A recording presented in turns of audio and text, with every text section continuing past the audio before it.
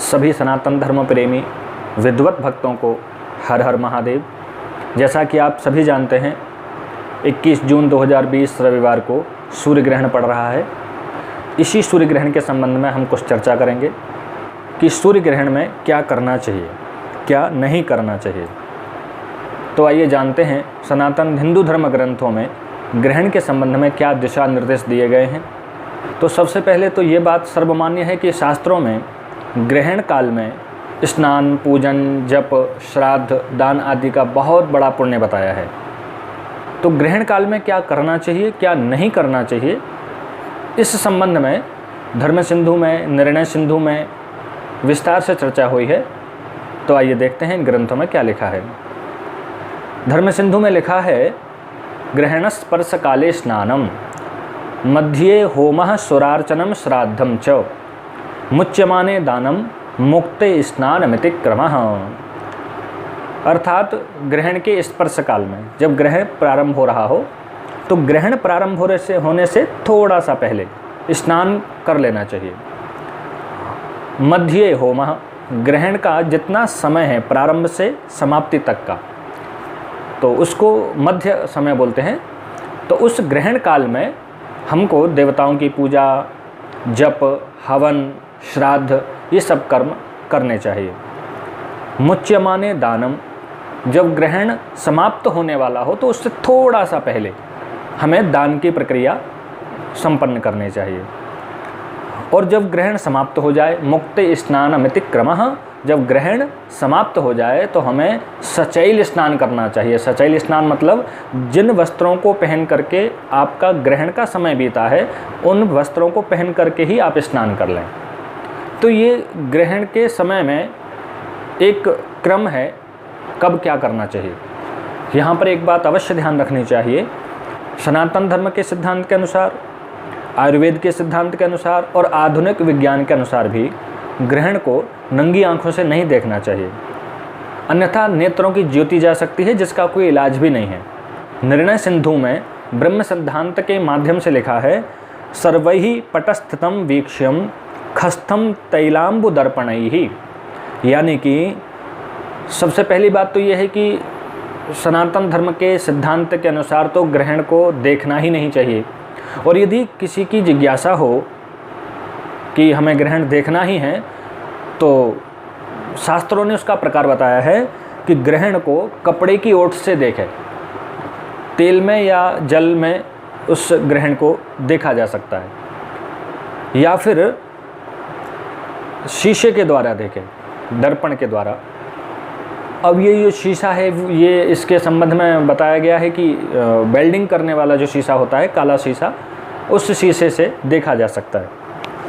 यहाँ सभी सनातन धर्म प्रेमी विद्वत भक्त एक बार और विशेष ध्यान रखें कि गर्भवती माताओं बहनों को ग्रहण कदापि नहीं देखना चाहिए और नंगी आंखों से तो बिल्कुल भी नहीं देखना चाहिए।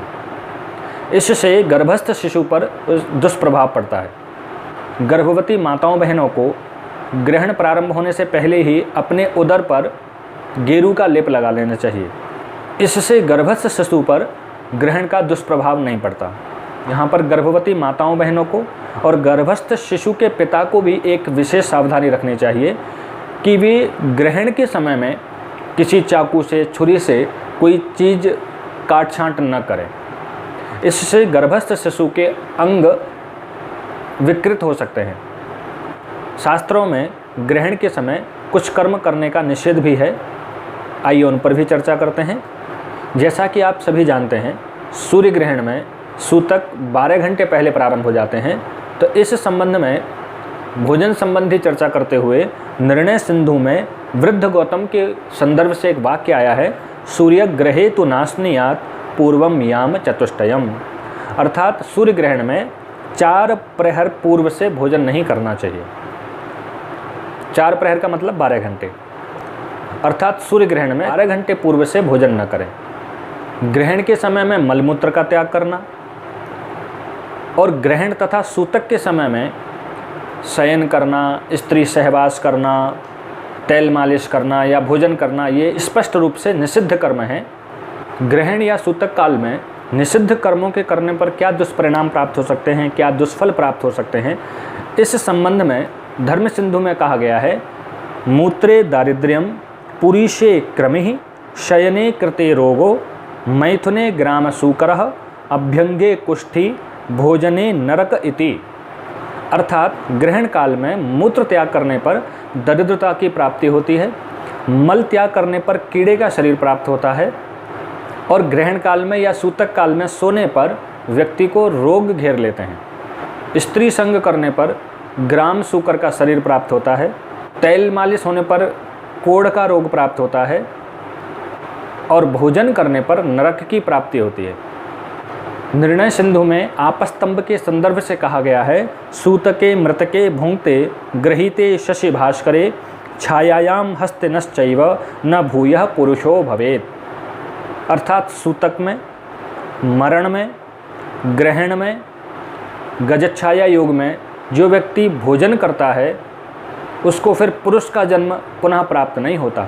इसलिए विशेष रूप से हमको ग्रहण या सूतक काल में भोजन करने से बचना चाहिए। अच्छा, यहाँ एक बात और ध्यान देने योग्य है, जब तक व्यक्ति को पता नहीं होता तब तक जो भोजन कर चुका हो ग्रहण काल में उसका क्या, तो उसके लिए हमारे धर्मशास्त्रों में आया है, निर्णय सिंधु में कात्यायन स्मृति का एक वाक्य है, वहाँ लिखा है, चंद्र सूर्य ग्रहे भुक्त्वा प्राजापत्येन शुध्यति। ग्रहण में यदि भोजन कर लिया जाए तो उस ग्रहण काल में भोजन करने से जो पाप उत्पन्न होता है, उसका जो दुष्परिणाम हमको प्राप्त होने वाला होता है, उससे बचने के लिए मनुष्य को प्राजापत्य व्रत करना चाहिए। तो ग्रहण काल में भोजन करने पर प्राजापत्य व्रत करने से शुद्धि हो जाती है। अच्छा, सूर्य ग्रहण में 12 घंटे पहले से भोजन, शयन आदि का जो विचार है, निषेध वाक्य हैं, इनका पालन करने में बच्चों को, बूढ़ों को और रोगियों को तो निश्चित रूप से परेशानी का सामना करना होता है। तो इस स्थिति में हमारे शास्त्रों में चर्चा आई है, और निर्णय सिंधु में वृद्ध गौतम के संदर्भ से एक वाक्य आया है, बाल वृद्धा तुरैर बिना। ये ग्रहण और सूतक के जितने भी नियम हैं वे सारे के सारे नियम बच्चों, बूढ़ों और रोगियों पर लागू नहीं होते। लेकिन ऐसा भी नहीं है कि बच्चे, बूढ़े और रोगी इनको पूर्ण रूप से छूट दे दी गई है। इनको भी शास्त्रों ने एक समय सीमा में बांधा है। निर्णय सिंधु में निर्णय दीप के संदर्भ से कहा गया है, बाल वृद्धा तुराणाम तु ग्रहण यामात पूर्वम एक यामो निषिद्धः। यानी कि वैसे तो बालक, वृद्ध और रोगी को भोजन, शयन आदि संबंधित जो निषेध कर्म हैं उनकी छूट दी गई है, लेकिन फिर भी यदि संभव हो सके तो बच्चों, बूढ़ों और रोगियों को भी ग्रहण प्रारंभ करने से एक प्रहर पूर्व यानी कि लगभग 3 घंटा पूर्व का नियम धारण कर लेना चाहिए। अच्छा, शास्त्रों में एक विशेष चर्चा भी ग्रहण संबंधी आई है। ग्रहण काल में श्राद्ध करने की बहुत महिमा है, इसीलिए हमारे धर्म ग्रंथों ने ग्रहण में श्राद्ध करने का विशेष पुण्य बताया है। इस संबंध में निर्णय सिंधु में ऋष्यशृंग के संदर्भ से एक वाक्य आता है, चंद्र सूर्य ग्रहे यस्तु श्राद्धम विधिवदाचरेत तेनैव सकला पृथ्वी दत्ता विप्रस्य वै करे। अर्थात जो मनुष्य ग्रहण काल में श्राद्ध करता है, अपने पितरों के लिए तर्पण करता है, अपने पितरों का स्मरण करता है, अपने पितरों के लिए पिंडदान करता है, उसने तो मानो ब्राह्मणों के हाथ में संपूर्ण पृथ्वी का दान कर दिया। लेकिन यहाँ पर एक बात विशेष ध्यान देने योग्य है, श्राद्ध में ब्राह्मणों को भोजन कराया जाता है, लेकिन सूतक में और ग्रहण काल में तो भोजन करने का स्पष्ट निषेध है, और ब्राह्मण भोजन श्राद्ध का अंग होता है। तो ऐसी स्थिति में ग्रहण काल में जब श्राद्ध किया जाता है तो उसमें ब्राह्मणों को भोजन नहीं कराया जाता, अपितु ब्राह्मणों को सीधा दिया जाता है। सीधे का मतलब है सूखा अन्न, आटा आदि पदार्थ दे दिए जाते हैं ग्रहण के सूतक काल से पूर्व ही, अथवा कम से कम ग्रहण काल से पहले ही दूध, दही, अचार इन पदार्थों में या पके हुए अन्न में कुशा या दुर्वा के तिनके डाल देने चाहिए। इससे ग्रहण का दुष्प्रभाव उन वस्तुओं पर नहीं होता। सूखे पदार्थों में जैसे आटा, दाल, चावल, इनमें आपको कुशा या दूर्वा डालने की आवश्यकता नहीं है। सभी सनातन धर्म प्रेमी विद्वत भक्तों को हर हर महादेव।